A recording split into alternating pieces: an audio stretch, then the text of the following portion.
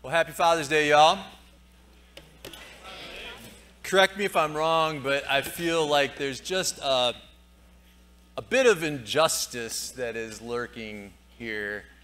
I feel like Mother's Day, it's always sunny, beautiful. Everybody's walking around, throwing flowers to each other. We talk about how great our mom's in church. And on Father's Day, it's cloudy and rainy. Instead of passing out flowers, we have a dunk tank. So you can envision your father there and take out all of your aggressions, making sure to dunk him. And instead of talking about how great our Father is today, we're going to talk about sin. So, happy stinking Father's Day.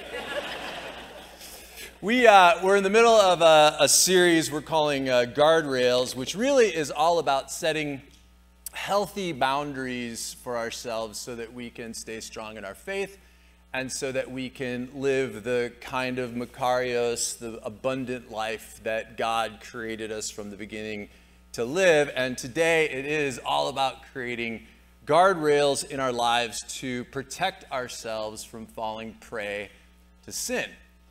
Sin, by its very definition, is any deliberate action, attitude, or thought that goes against the will of God.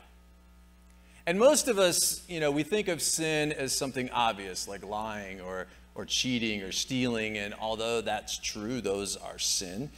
It can also be things that are a lot more subtle that can't always be detected by other people. Stuff like pride, or envy, or resentment. Whatever it is for you, the one thing that I know for sure that the Bible makes very clear is that we are all in the same bucket. All of us, no one is exempt. All of us, it says, have sinned. And we have all fallen short of what God wants for our lives. I think one of the strongest metaphors for the seductive nature of sin that I've ever heard is actually found in the Old Testament of the Bible, in the book of Proverbs, chapter 7. And this text, which is more than likely written by King Solomon, who had plenty of his own demons, he uses the metaphor of a woman who is seducing this young man to go to bed with her as an example of how sin can spin its web of deceit and how we allow ourselves to get entangled in it. So this morning we're going to read Proverbs chapter 7. I'm going to start us out in verse 6, and it says this: "At the window of my house I looked down through the lattice, and I noticed among the young men a youth who had no sense. He was going down the street near her corner, walking along in the direction of her house at twilight as the day was fading, as the dark of night set in." You can almost feel the danger, can't you? This young guy who obviously knows about this woman, he knows where she lives, and he starts walking toward her house. And with that very first step that he takes, he begins to flirt with disaster. The day was fading. It was getting dark. He was hiding under the cover of night, thinking that nobody could see him because he knew what he was doing was wrong. But it didn't stop him. He takes another step. Maybe I'll just walk by her house. See if I can catch a glimpse of her in the window or something. It all sounded so innocent. No big deal. There is this symbolic picture beginning to form of the shadows of evil slowly falling over this young man's life that begins to overtake him. Sounds like almost like a Stephen King novel or something. But clearly there is this tension between good versus evil working in the body of this young man. It's like he has an angel sitting on each shoulder, whispering in his ear what it is he should do. I think this is a great metaphor for dealing with whatever it is that is our greatest weakness, our Achilles heel. And so we start flirting with evil. We start walking down the street toward it, and we think, I can handle it. No big deal. But with that very first step that we take, we open a door that we may never, ever be able to shut again. We think, I won't let it go too far. I got this. I'll just play around a little. And before we know it, we fall into the web of sin. Well, it goes on in verse 10 in Proverbs 7, and it says, surprise, as he's walking down the street past her house, then she came out of the house to meet him, dressed like a prostitute and with crafty intent. She is unruly and defiant. Her feet never stay at home. Now in the street, now in the squares, at every corner she lurks. She took hold of him and kissed him, and with brazen face she said, today I have fulfilled my vows, and I have food from my fellowship offering at home, and so I came out to meet you. I looked for you, and I have found you. I have covered my bed with colored linens from Egypt. I have perfumed my bed with myrrh and aloes and cinnamon, which is exactly what I asked Shelby for Father's Day.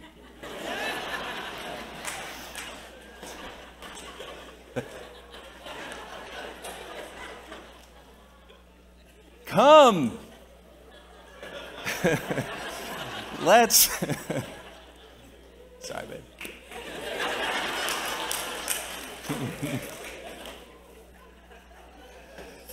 Let's drink deeply of love till morning. Let's enjoy ourselves with love. My husband is not home. He has gone on a long journey. He took his purse filled with money and will not be home until the full moon.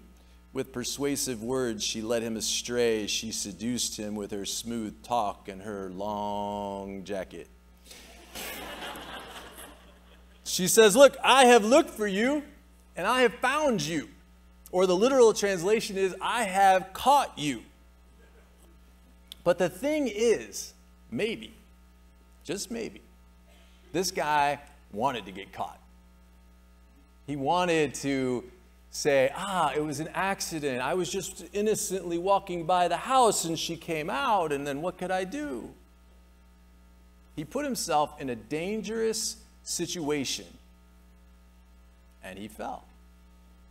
The point is that our weaknesses, I think, have a lot more power over us than we tend to give them credit for. We tend to minimize the stuff that owns us, and we are in denial. And before you know it, you begin to hear those fateful words. The coast is clear. Nobody's watching. Nobody will ever find out. And that compartment of our lives that we thought we had control over flips on us, and it takes control over us. You see, most of us, we compartmentalize our lives. This is especially true of men. To the point that we have like everything cleanly separated out in our lives. We have work over here, and we have family over here, and we have our finances over here. Everything is cleanly siloed. And what happens is, when we let God into our lives and we give our lives over to Jesus, we may have good intentions. But instead of surrendering our entire life, which is what Jesus asks us to do, we surrender just a part of it. And so when we accept God into our lives, it just becomes another compartment of our life entitled God.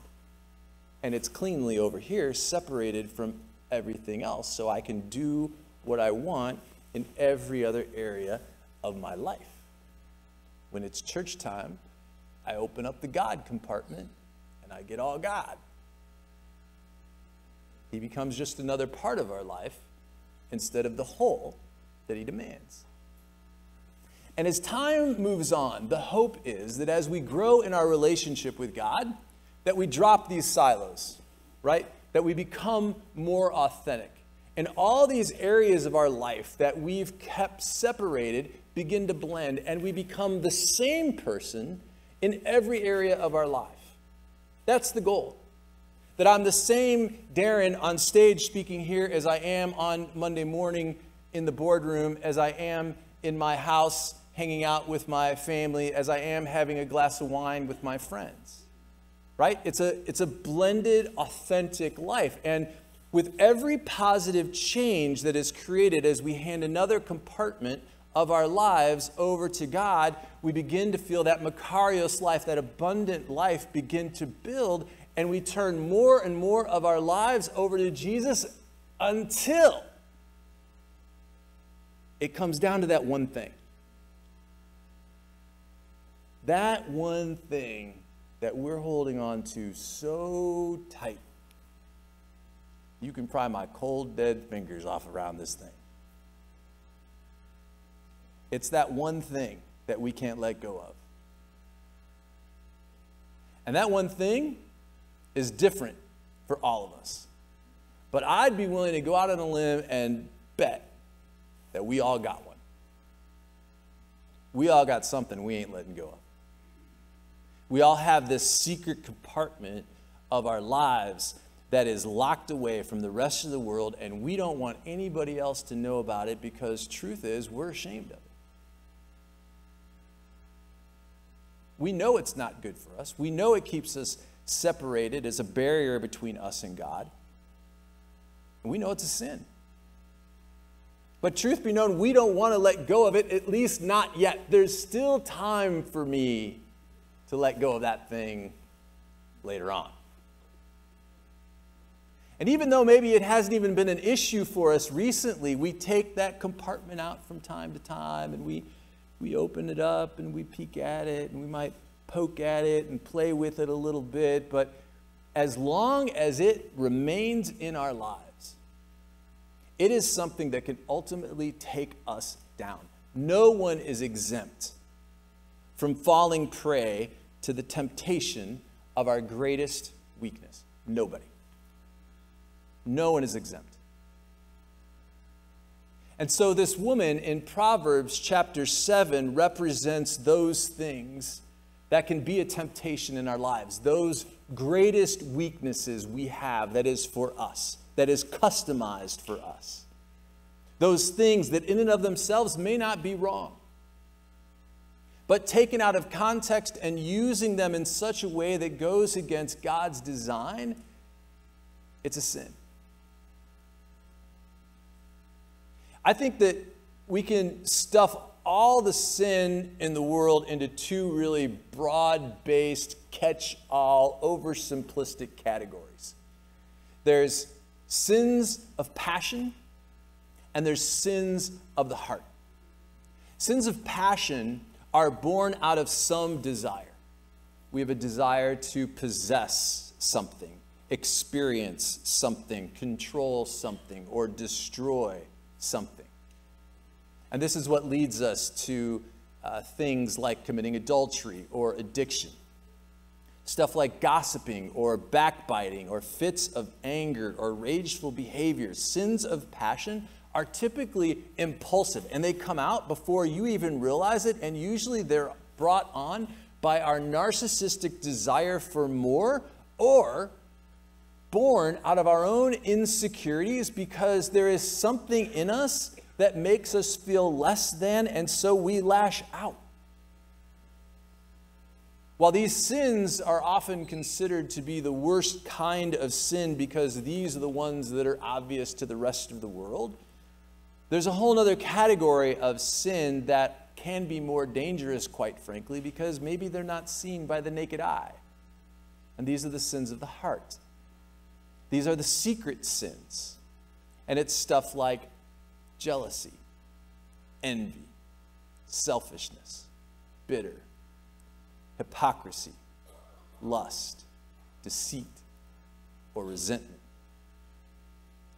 These are all sins that can be hidden from the outside world, but given the opportunity, they can carve a hole into your soul, and the longer they are allowed to live there, as long as we keep this compartment hidden there, there is a cancer that grows deep and dark inside of us. When you look at the Gospels, Jesus spent his entire ministry teaching what sin was really all about, because there was this misconception that the religious leaders of his day taught, where they were quick to judge the prostitutes and the tax collectors who were thieves or the drunks as being the worst of sinners, and they would point and talk about how bad of sinners they were. But these religious leaders thought of themselves as being sinless.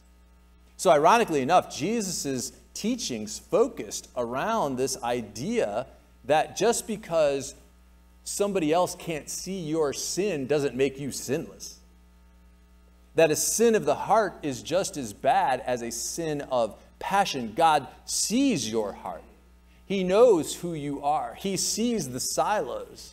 He knows what we've turned over and who we authentically are.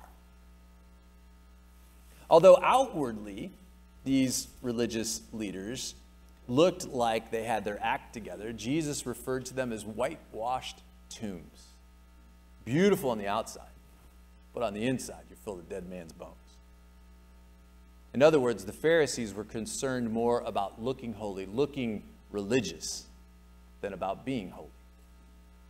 I don't know about you, but I grew up in a church where people were really good at hiding the junk in their lives, but that didn't make them holy. And I think what happens in our lives is that as Christians, we get into this comparative morality thing.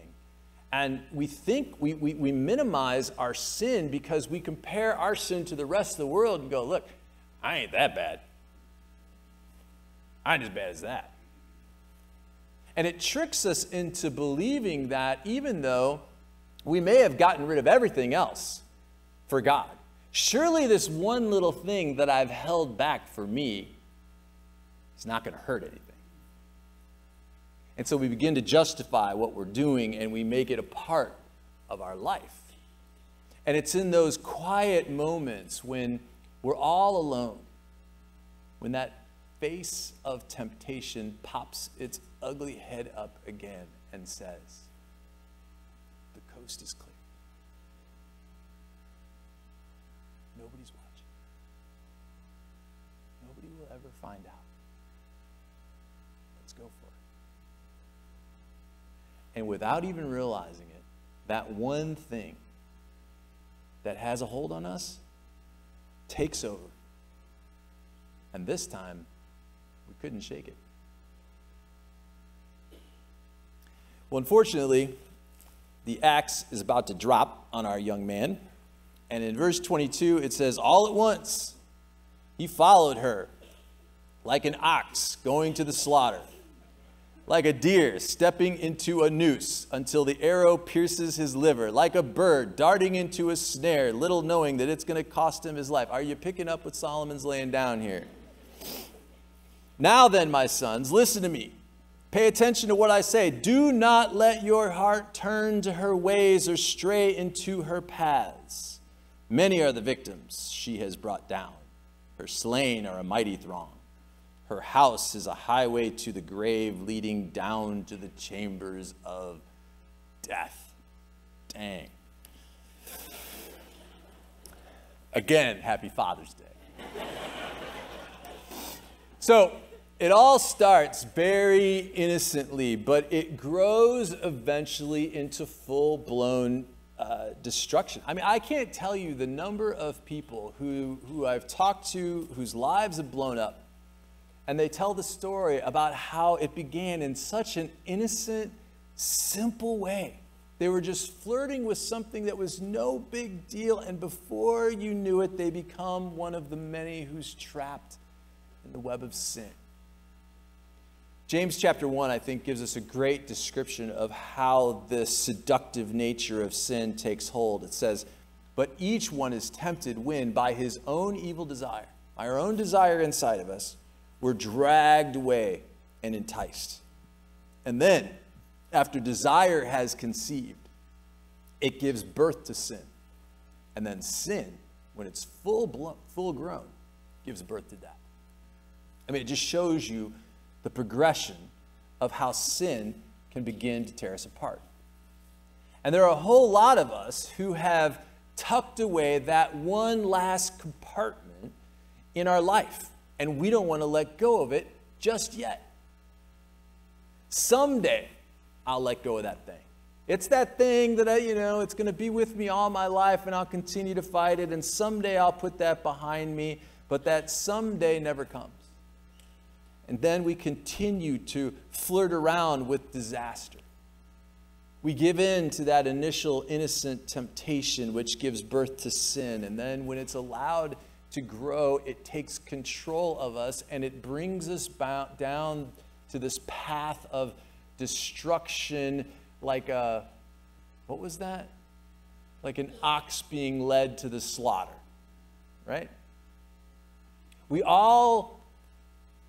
Here's the important thing. We all need to identify what the face of our temptation looks like. We need to be honest with ourselves and identify that thing and own that thing and be honest and say, I have an issue in this area of my life, and I need to avoid that thing like the plague. Because if I don't, I'm going to come to the end of my life. I'm going to be on my deathbed, and this thing will have a stranglehold around my neck even on that day as I leave this world. And I can tell you, I don't want that. For some of us, the face of our temptation is what we keep tucked away is stuff like anger or resentment, and we could go into a rage like that.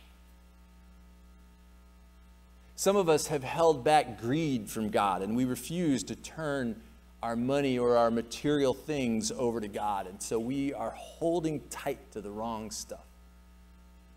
Some of us have held back our lust, and we're struggling with pornography or sexual temptation or adultery. Others of us have addictions, and we have to admit we have a problem and get some help. Some of us can't quite let go of our pride, and we are living a narcissistic life that is all about me, and we're holding on for dear life. We need to know what the face of our temptation looks like and turn that last compartment over to God once and for all. And so the question is this: are you ready?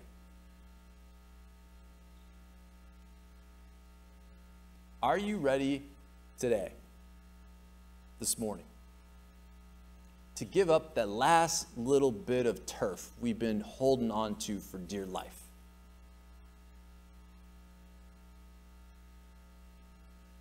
I think it's one of the toughest things of the Christian life is to give up total control. It is hard to give up control to God. But are you ready to give up that last piece? To totally, unconditionally surrender all once and for all? The choice is really yours. It's in your hands. And it's never easy to surrender that last thing, but that's exactly what God is asking us to do right now.